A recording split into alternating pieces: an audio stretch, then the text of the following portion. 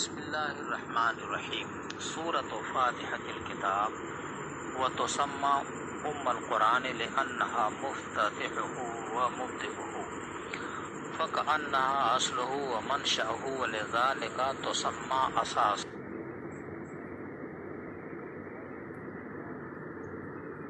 من الثناء على الله عز وجل والتعبد بأمره ونهيه وبيان وعده ووعيده أو على جملة معانيه من الحكم النظرية والأحكام العملية التي هي سلوك الطريق المستقيم والاطلاع على مراتب السعداء ومنازل الأشقياء وسورة الكنز والوافية والكافية لذلك وسورة الحمد والشكر والدعاء وتعليم المسألة لاشتمالها عليها والصلاة لوجوب قراءتها أو استحبابها فيها والشافية والشفاء لقوله صلى الله تعالى عليه وسلم هي شفاء لكل داء والسبع المثاني لأنها 7 آيات بالاتفاق إلا أن منهم من عد التسمية آية دون أنعمت عليهم ومنهم من عاكسه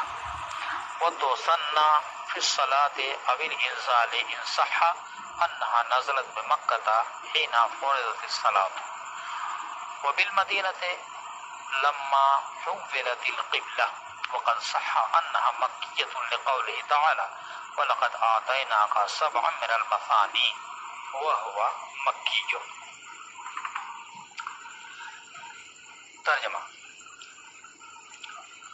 اور سورہ فاتحہ کا نام ام القرآن ہے کیونکہ یہی سورہ قرآن کی ابتدا ہے اور یہیں سے قرآن مقدس شروع ہے۔ گویا کہ یہ قرآن پاک کی اصل ہے اور اس کی جائے پیدائش۔ لفظ ام کا مطلب اور اس کا معنی ماں ہے، اسی وجہ سے اس کا نام اساس بھی ہے جس کے معنی بنیاد ہے، چونکہ بنیاد ہی سے یہ عمارت کی تعمیر شروع ہوتی ہے، اس لیے اس کو اساس بھی کہتے ہیں۔ یا ام القرآن نام اس لیے رکھا گیا ہے کہ یہ سورہ قرآن کے تمام اقسام مضامین کے جنسوں کو اپنے اندر سموئے ہوئے ہے، یعنی اللہ جل شانہ کی تعریف، اللہ کے امر و نہی کی تابعداری، اللہ کے وعدے اور وعید کا بیان، یا یہ کہ یہ سورہ اپنے اندر اجمالی طور پر قرآن کے مقاصد کو جمع کیے ہوئے ہے، یعنی اعتقادی علوم اور عملی احکام، جس کا خلاصہ ہے سیدھے راہ پر چلنا اور نیکبختوں کے مراتب کو جاننا اور بدبختوں کے ٹھکانوں سے آگاہ ہونا۔ سورۃ الکنز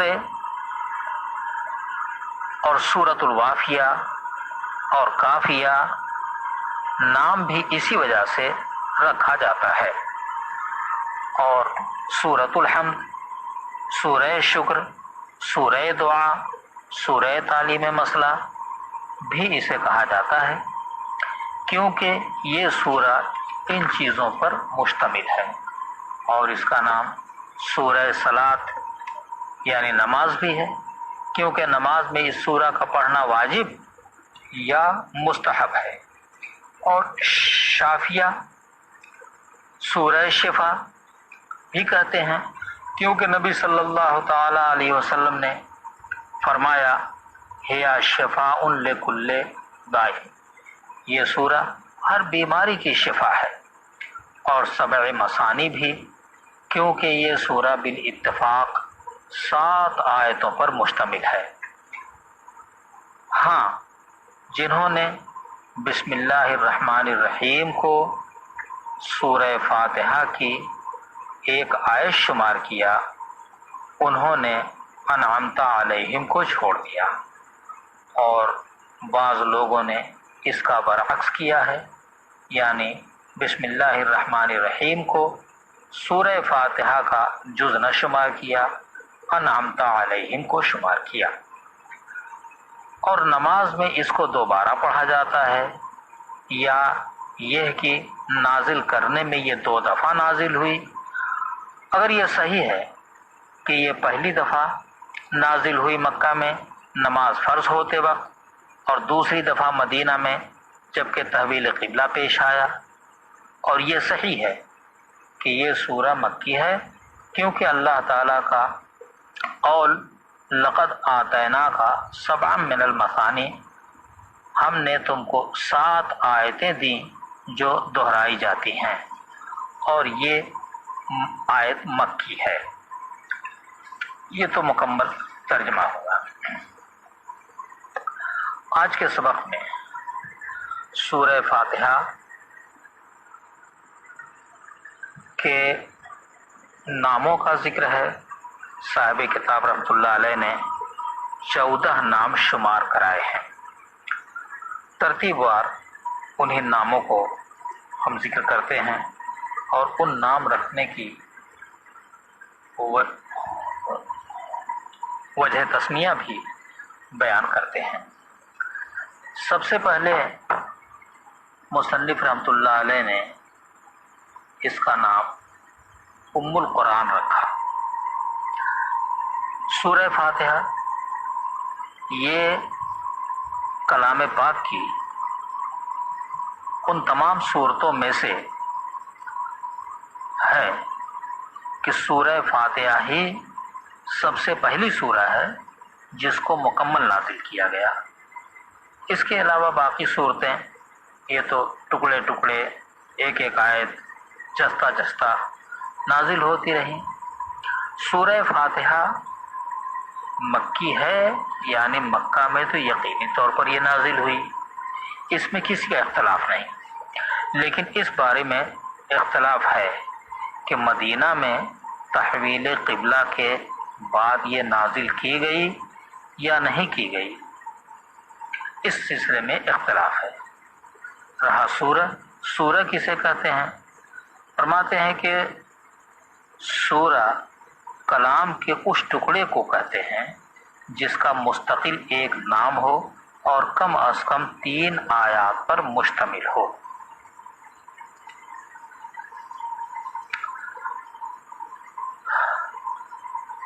سورہ فاتحہ کے قاضی صاحب نے 14 نام ذکر کیے۔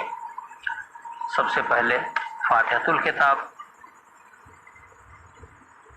پھر ام القرآن، اساس القرآن، یہ 3 نام۔ تینوں کی وجہ تسمیہ یہ ہے کہ سورہ فاتحہ کو قرآن کی ابتدا میں ذکر کیا گیا ہے، تو سورہ فاتحہ مبدا ہونے کی وجہ سے سورہ فاتحہ ہے، گویا کہ اصل اور منشا ہے۔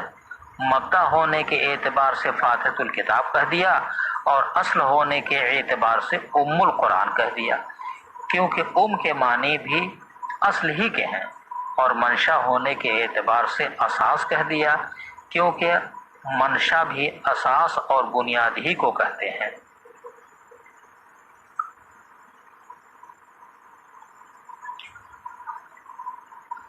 سوال یہ ہوتا ہے کہ سورہ فاتحہ کو منشا کہنا درست نہیں، کیونکہ منشا کہتے ہیں جس سے اشیاء کا صدور ہو، اور سورہ فاتحہ سے قرآن کا صدور نہیں ہوا، لہذا سورہ فاتحہ کو منشا کہنا کیوں کر درست ہوگا؟ جواب یہ ہے کہ صاحب کتاب علامہ بیضاوی رحمۃ اللہ علیہ نے سورہ فاتحہ کو حقیقتاً منشا نہیں کہا ہے، بلکہ ان کی عبارت ہے کأنہا اصلہ و منشأہ، گویا کی منشا ہے، یعنی لفظ کأنہا کا استعمال کیا، لہذا اب کوئی اعتراض نہ رہا۔ اور ام القرآن، خاص طور سے ام القرآن کی 2 وجہ تسمیہ اور بھی بیان کی جاتی ہے۔ نمبر 1، قرآن پاک میں جتنے مضامین بالتفصیل بیان کیے گئے ہیں ان میں سے اہم اور معظم مقاصد سورہ فاتحہ میں بیان کر دیے گئے ہیں۔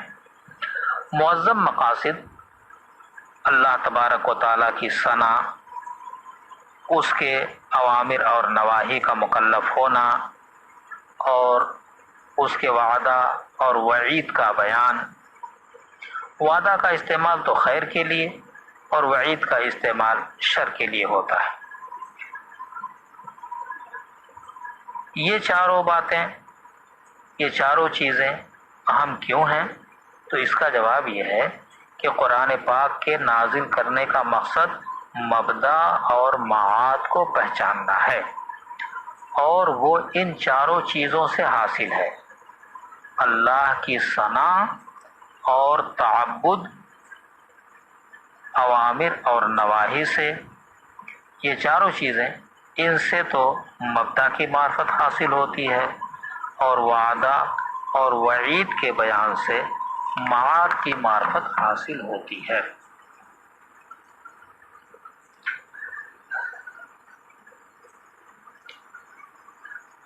سورہ فاتحہ ان چاروں چیزوں پر کیسے مشتمل ہے؟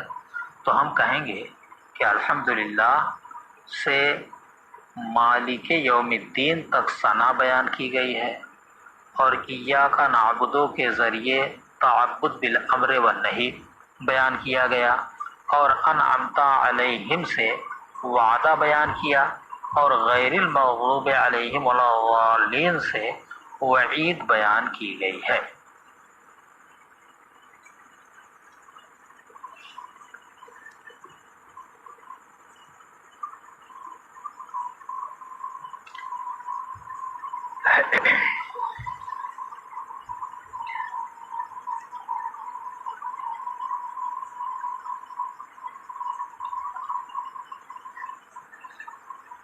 سورہ فاتحہ ام القرآن کہلانے کی مستحق ہے، کیونکہ ام کہتے ہیں اس ماں کو جو اپنے تمام بچوں کو اپنی طرف سمیٹ لیتی ہے۔ اسی طرح سے سورہ فاتحہ بھی تمام مضامین کو اپنی طرف سمیٹنے والی ہے۔ دوسری وجہ تسمیہ یہ ہے کہ قرآن پاک میں تفصیلی طریقے پر جو چیزیں بیان کی گئی ہیں وہ دو ہی چیزیں ہیں، ان کا تعلق دو ہی چیزوں سے ہے، یا تو احکام نظریہ سے یا احکام عملیہ سے۔ احکام نظریہ ان احکام کو کہتے ہیں جن سے مقصود بالذات کی معرفت ہو، جیسے اعتقادیات، اور احکام عملیہ ان کو کہتے ہیں جن سے مقصود بالذات عمل ہو، نہ کی معرفت، جیسے صوم و صلاۃ وغیرہ۔ اور یہ دونوں چیزیں یعنی اعتقاد اور عمل اجمالی طریقے پر سورہ فاتحہ میں پائی جاتی ہے، تو گویا کل قرآن سورہ فاتحہ میں موجود ہے، لہذا ذکر کردہ بیان کے مطابق سورہ فاتحہ ام القرآن کہلانے کی مستحق ہے۔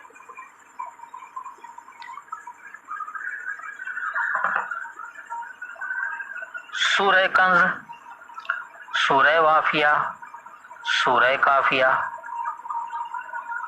یہ تین نام اور ذکر کر رہے ہیں: سورہ کنز، سورہ وافیہ، سورہ کافیہ، اور کہتے ہیں کہ تینوں کی وجہ تسمیہ وہی ہے جو ام القرآن کے تعلق سے بیان کی گئی، اس طور پر کہ کنز کہتے ہیں اس مال کو جو محفوظ کر کے کسی چیز کے اندر رکھ دیا جائے یا دفن کر دیا جائے، تو گویا سورہ فاتحہ بھی ایک خزانہ ہے، کیونکہ قرآن پاک کے مضامین جو بیش بہا مال ہیں اور قیمتی موتی ہیں وہ سورہ فاتحہ میں اجمالاً موجود ہیں، لہذا سورہ فاتحہ کنز کہلانے کی مستحق ہے۔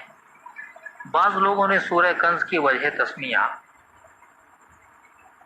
حضرت علی رضی اللہ تعالی عنہ کا قول ذکر کیا ہے۔ وہ فرماتے ہیں کہ الفاتحۃ نزلت من کنز تحت العرش، یعنی سورہ فاتحہ ایسے خزانے سے نازل کی گئی جو عرش کے نیچے ہے، لہذا سورہ فاتحہ کو کنز کہنا درست ہے۔ اور وافیہ بھی اس لیے کہتے ہیں کہ جملہ معانی قرآن اس میں موجود ہیں، تو گویا سورہ فاتحہ وافی اور پورے طور پر قرآن کو سمیٹے ہوئے ہیں، اور اسی طرح سے سارے مضامین پر مشتمل ہونے کی وجہ سے اجمالاً کفایت کرنے والی ہے، لہذا سورہ فاتحہ کافیہ بھی ہے۔ سورہ حمد، سورہ شکر، سورہ دعا اور تعلیم مسئلہ۔ سورہ فاتحہ کے نام سورہ حمد اور سورہ شکر اور سورہ دعا اور تعلیم مسئلہ بھی ہے، اس لیے کہ سورہ فاتحہ ان تمام چیزوں پر مشتمل ہے۔ یہاں مصنف 4 نام سورہ فاتحہ کے اور ذکر کر رہے ہیں، اور چاروں کی وجہ تسمیہ کے بارے میں یہ کہہ رہے ہیں کہ سورہ فاتحہ ان چاروں چیزوں پر مشتمل ہے۔ حمد پر تو اس لیے مشتمل ہے کہ الحمدللہ کا تذکرہ آ گیا، شکر پر اس وجہ سے کہ الرحمن الرحیم سے لے کر مالک یوم الدین تک اللہ تعالیٰ کے اوصاف بیان کیے گئے ہیں، اور یہ اوصاف اس کے منعم ہونے پر دلالت کرتے ہیں، اور منعم کے اوصاف کا علی سبیل التعظیم ذکر کرنا یہی شکر قولی ہے، اور مصنف کی عبارت سے شکر قولی ہی مراد ہے۔ اور دعا پر مشتمل ہے۔ سورہ فاتحہ اس طریقے پر دعا پر مشتمل ہے کہ اس میں اہدنا الصراط المستقیم کا تذکرہ ہے جو دعا ہے، اور تعلیم مسئلہ اس لیے کہتے ہیں کہ اس سورہ میں اللہ تعالیٰ نے اپنے بندوں کو مانگنے کا طریقہ سکھایا، وہی طور کہ دعا سے پہلے اپنے اوصاف کا تذکرہ کیا، جس سے یہ سکھلا دیا کہ مانگنے سے پہلے اپنے مسئول عنہ کی تعریف کر دیا کرو، اور پھر اس کے بعد ایاک نعبد کو ذکر کر کے بتلا دیا کہ پہلے وسیلہ بھیج دینا یہ دعا کی قبولیت کا سب سے بڑا ذریعہ ہے۔ پھر اہدنا جمع کا صیغہ ذکر کیا، جس سے یہ تعلیم دی کہ محض اپنے ہی لیے دعا مت مانگنا بلکہ دوسروں کو بھی اپنی دعا میں شریک کر لینا، یہ تعلیم مسئلہ ہے۔ والصلاۃ یعنی سورۃ الصلاۃ، اس کا نام صلاۃ یعنی نماز بھی ہے، کیونکہ نماز میں اس سورہ کا پڑھنا واجب یا مستحب ہے، اور شافیہ اور سورہ شفا بھی، کیونکہ نبی صلی اللہ تعالی علیہ وسلم نے فرمایا ہیا شفاء لکل داء، یعنی یہ سورہ ہر بیماری کی شفا ہے، اور 7 مثانی بھی، کیونکہ یہ سورہ بالاتفاق 7 آیتوں پر مشتمل ہے۔ اب یہ کہ بعض لوگوں نے بسم اللہ کو ایک آیت شمار کیا ہے انعمت علیہم کو چھوڑ کر، اور ان کے علاوہ دوسرے لوگوں نے اس کا برعکس کیا، یعنی انعمت علیہم کو آیت شمار کی اور تسمیہ کو سورہ فاتحہ کا جز نہ شمار کیا۔ بہرحال بالاتفاق اس میں 7 آیتیں ہیں۔ نماز میں اس کو 2 بار پڑھا جاتا ہے، یا یہ کہ نازل کرنے میں 2 دفعہ یہ نازل ہوئی۔ اگر یہ صحیح ہو کہ یہ پہلی دفعہ نازل ہوئی مکہ میں نماز فرض ہونے کے وقت، اور دوسری دفعہ مدینہ میں نازل ہوئی جب تحویل قبلہ پیش آیا، اور یہ صحیح ہے کہ یہ سورہ مکی ہے، کیونکہ اللہ تعالیٰ کا قول لقد آتینا کا 7 من المثانی، ہم نے تم کو 7 آیتیں دی جو دہرائی جاتی ہیں۔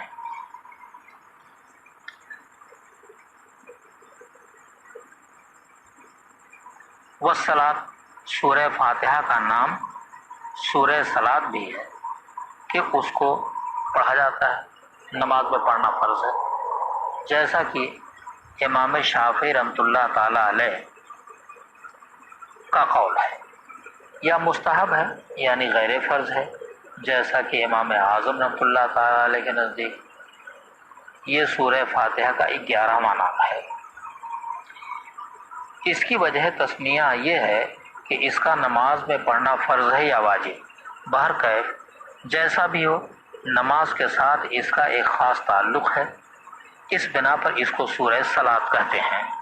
یہاں پر وجوب سے امام شافعی رحمۃ اللہ علیہ کے مسلک کو بیان کرنا ہے، کیونکہ واجب اور فرض ان کے نزدیک ایک ہی معنی میں ہے، اور استحباب سے امام صاحب امام اعظم رحمۃ اللہ علیہ کے مسلک کو بیان کیا ہے، کیونکہ استحباب سے مراد یہاں پر غیر فرض ہے، لہذا اس معنی کو بھی شامل ہو جائے گا جو احناف کے نزدیک واجب کے ہے۔ سورہ فاتحہ کا 14واں نام سبع مثانی ہے۔ اس کی وجہ تسمیہ بیان کرتے ہیں، جس کا حاصل یہ ہے کہ سبع مثانی مرکب ہے 2 لفظوں سے، لفظ سبع اور لفظ مثانی۔ سبع کے معنی 7 کے ہیں، اور 7 کی وجہ یہ ہے کہ سورہ فاتحہ کے اندر بالاتفاق 7 آیتیں ہیں۔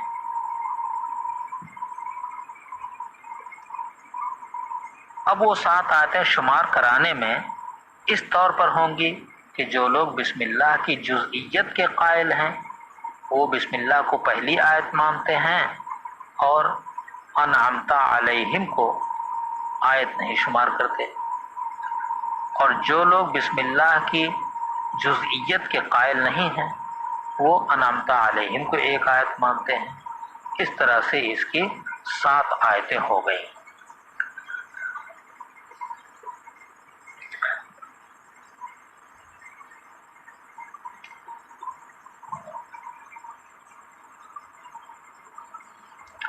مثانی، یہ سورہ فاتحہ کے نام سبع مثانی کے دوسرے جز کی وجہ تسمیہ یہ بیان کرتے ہیں